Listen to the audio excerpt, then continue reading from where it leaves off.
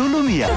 কোকিল ডাকে রে cook cook cook cook cook cook cook, মনে বাঁশি বাজে রে cook cook cook cook cook cook cook.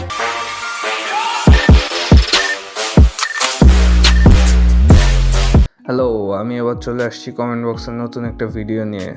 না, আজকে কাউকে ঝাল মশলা লাগাবো না, তবে টেস্ট কেমন হয়েছে সেইটা আপনাদের জানাবো।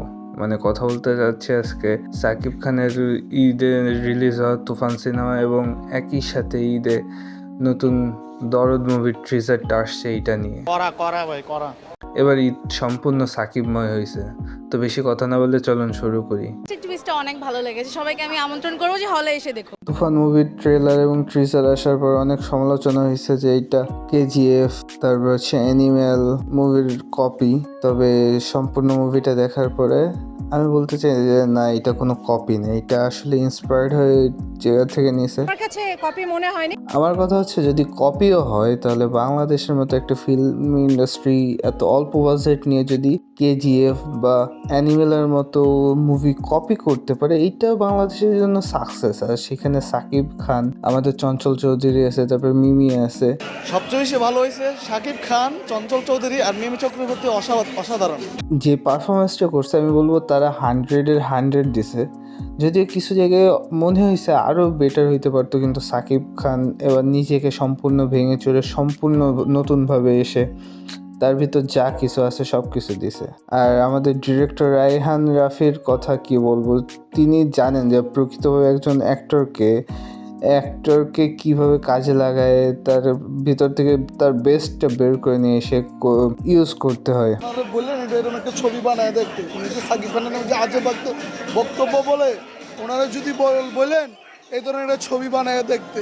এছাড়াও আমাদের যে ভিলেন চরিত্রে ছিল আমাদের চঞ্চল চৌধুরীর অভিনয়টাও একদম পুরো পারফেক্ট ছিল। খুব ভয় পাইছি রে। ওয়েটিং ফর তুফানের মতো হয়েছে। অন্যদিকে আমাদের অনন্য মামুন ভাইয়ের দরদ সিনেমা ট্রিজারটা দেওয়ার কথা ছিল 14 ফেব্রুয়ারি ভালোবাসা দিবসে, কিন্তু 14 ফেব্রুয়ারি রিলিজ করার কথা ছিল। তো সেইটা ডেট পিছাইতে প্রায় 6 মাস পর এসে এখন আমরা কুরবানি ঈদের দিন পাইছি। এবার সব মিলাই মিশায় আমাদের ঈদটা সম্পূর্ণ সাকিবময় হয়ে গেছে।